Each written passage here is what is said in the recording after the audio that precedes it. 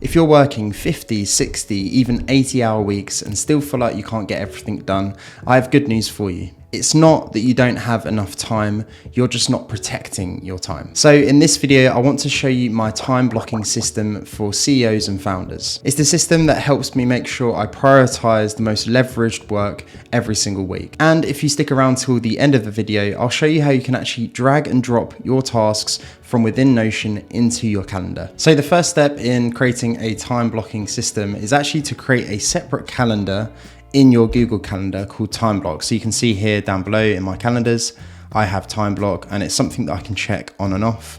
And then here I have all of the different time block sessions that I've organized for myself. To do this yourself, you can just come to settings, go down to add calendar, create a new calendar, and then just name this time blocking or anything that makes sense for you. Now, the key distinction between this and your other calendars is I make sure that this doesn't actually block time from clients scheduling with me. Later in the video, I'll show you how you actually can turn these into blocks that are blocked out if you do want to protect your time. But for now, I think of this as an ideal week. This is the general structure that I want to go with, which may change over time. The other important thing is being able to check this on and off so I can compare this between what I'm actually doing and the prioritized time block that I wanted to do. Now let's take a look at the actual blocks I've decided to put inside of my calendar. And the first one I have here is an admin block, and I have over about 10 hours of admin blocks in my calendar. This is the block where you're going to be spending time answering emails, you're going to be completing short, quick tasks,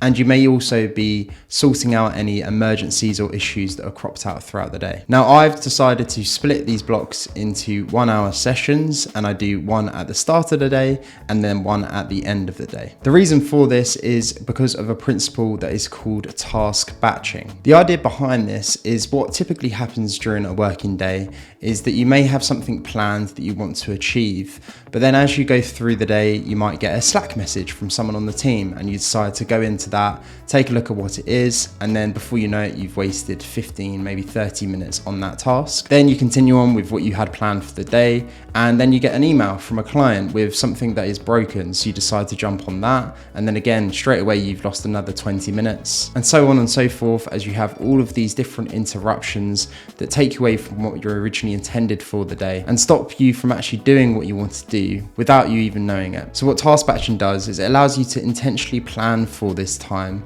and just to capture all of those different tasks throughout the day, decide to not work on them right away, knowing that either at the start or at the end of the day, you have 1 hour blocked away to actually work on those things. Now, I appreciate that sometimes there are emergencies that come up that you do need to jump on straight away, but just having this time block scheduled in can give you the peace of mind that you know you're going to get to those things that are piling up on your to-do list. Within each of these admin blocks, I also like to have some time dedicated to planning my day at the start of the day, and then also reviewing my day at the end of the day. So the next block I add to my calendar is for meetings, and I schedule about 1.5 hours of meetings. Now, this may not seem like a lot, but this is just for internal meetings, and we have one for our team meeting, which is 1 hour long, and then I always have at least one which is half an hour for one-to-ones, and typically I have one one-to-one every week with different people in the team. Now, here at Workflow Lab, we have a structure and a cadence of our meetings that we follow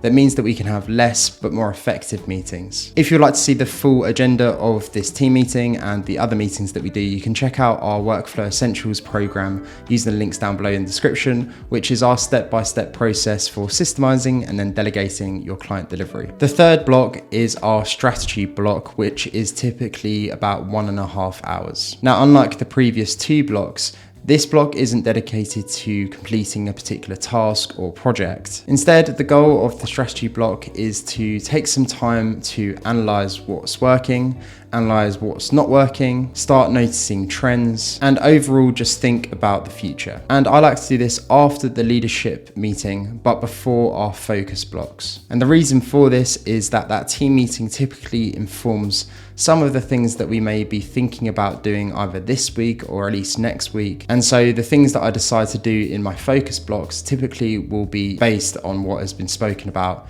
in that team meeting. So our next block, as I've just mentioned, is our focus blocks. And I try to have about 4 hours of focus time at every week. I tend to split these off into 2 sessions of 2 hours, and these are your deep work blocks. This is where you get your highest leverage, genius zone work done. And to do this properly, you really need to switch off and come offline. You need to be on do not disturb, make sure that you're not answering any Slacks, not opening any emails, and just dedicate these 2 hours to getting this high leverage work done. And as we mentioned earlier, you're not coming to these sessions and thinking, okay, what should I spend doing with these 2 hours? We are deciding this ahead of a time, typically from our strategy block. Now, there are a few more blocks that we have in here, but the final one I want to talk about is having some time for client calls. As you can see, I would batch around 6 hours and actually put this all on one day. Now, if you're taking sales calls, you'll probably need to be more flexible than just open up one day. And hopefully if you have a sales team, this means you can hands off to them. But this client calls block is for any of your actual active clients where you need to take strategy sessions, onboarding, offboarding, things like that. Again, by batching these all in one day, essentially you're putting yourself in that particular mind space for that day and not making it an interruption to your other days. For example, having a client call on our Tuesday or our Wednesday means that for 15 minutes before the call, we might be preparing, we'll have an hour on the call, and then we have 50 minutes after the call. And so we're taking up an hour and a half away from that day just for one call that might have ad hocly been added to our calendar by the client. Now, as I spoke about earlier, this time blocking calendar isn't actually restricting clients from booking onto different calls with you throughout the week. So it's up to you to decide if you actually restrict your time using your booking calendar, for example, like Calendly, and just showing that you want from 10 to 4 on a Thursday for them to be able to book for you or not. But this is an option that you might think about. And as I promised, the final thing I want to show you is how you can take tasks that live inside of Notion and actually bring them onto this calendar and basically map the things that you have for your time blocking calendar and how you're actually spending your time. So to do this, we're going to use Notion calendar, as you can see here. And basically we have all of our different calendars that we have from our Google Calendar being shown here. But most importantly, we actually have our time blocking calendar. And again, we can check this on and off to see the different items. Now, to bring our tasks onto this calendar, we need to come to our task database, and at any of our different calendar views, you'll see we have this option to open in calendar. So if I click this, you'll see it now actually adds my tasks here down below my workspace name, and I can see my tasks, and whatever's been given a due date will be shown up here. One thing to bear in mind is that that calendar takes on any of the filters that are shown here. So in my particular case, I've said that I don't want to see anything that has a status of archive and complete, but just something to bear in mind in case you have any other filters on your whatever your calendar view is. And so what's great about this is typically what you can do after your strategic block, or even during your admin time when you're planning your week, is you can set the due date over in Notion for the tasks, which will bring them up the top here.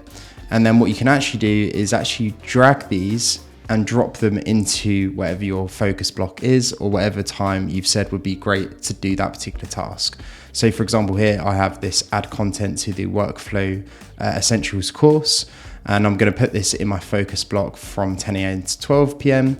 I've got that I want to update a softer video that would be good to do in my other focus block, and that would probably take me 2 hours as well. And so I can see the task that I'm going to do. And also if I need to, I can uncheck the time block calendar so I can just see the things I have actually planned. You can also decide to make this calendar blocking to your clients. And so anything that you do drag into your calendar as a task means that the clients can't book onto a call, or anyone on your team can book onto a call while you're in these focus blocks. So time blocking is a great first step, but personal productivity alone isn't going to make your agency scalable. For that, what you truly need is team productivity. And that is something that we teach in our signature program, Workflow Essentials. Check out our newly released training using the links down below in the description. If you enjoyed this video, please do consider subscribing to the channel for more. Thank you so much for watching. Until next time, bye-bye.